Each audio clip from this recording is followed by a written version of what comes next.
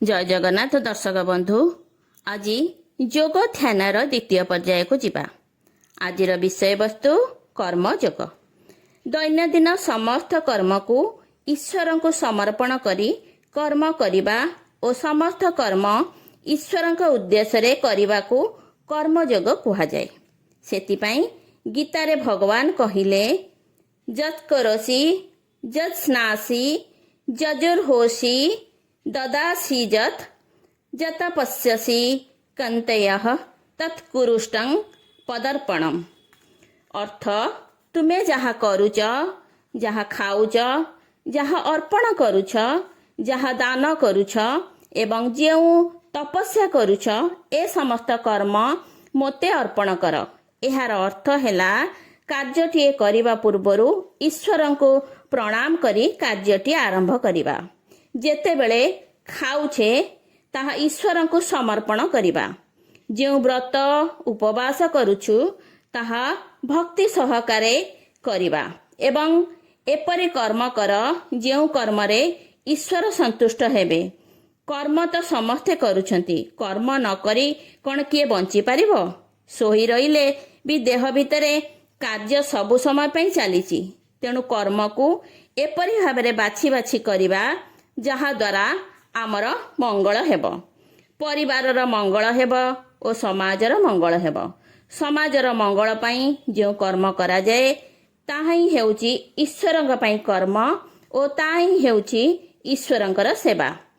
तुम पई किबा तुम परिवार पई तुमे जे कर्म करूछ ताहा केवल कर्म होइथाए, किंतु ताहा कर्मयोग होई पारेना। कर्म भितरे स्वार्थ, लोभ, मोह, गर्व सबु मन को मन प्रवेश करिथाए। किंतु कर्मयोग अर्थात कर्म जेतेबेले ईश्वरंक उद्देश्य रे बा समूह कल्याण पई करा जाए सेतेबेले ताहा कर्मयोग रे परिणत होइथाए। तुम्भ निज परिवार पई गोटिए कूओ खोलिबा और ग्रामवासी उद्देश्य रे गोटिए कूओ खोलिबारे प्रभेद अछि ना नहीं? उभय कूओ खोलिबार परिश्रम एका, खर्च और सामग्री मध्य एका, किंतु उद्देश्य होइथाए भिन्न भिन्न। गोटिए होइथाए स्वार्थजनित कर्म, अन्यटी होइथाए समूह स्वार्थयुक्त कर्म। तेणु कर्म और कर्मयोग मध्यरे एहा ही हेउची प्रभेद। समस्त कर्म को मध्य दुई भागरे विभक्त करा जाई पारे, सत्कर्म और असत्कर्म। सत्कर्म द्वारा उपार्जित धन संपत्ति ईश्वर उद्देश्य रे विनियोग करागले सेथिरु सुफल मिले, किंतु असत्कर्म द्वारा उपार्जित धन संपद को ईश्वर कार्य रे विनियोग कले ताहा सुफल बदल रे कुफल देइथाए।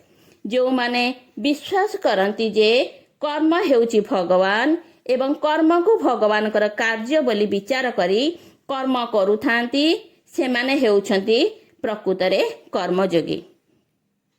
नमस्कार दर्शक बंधु, धन्यवाद।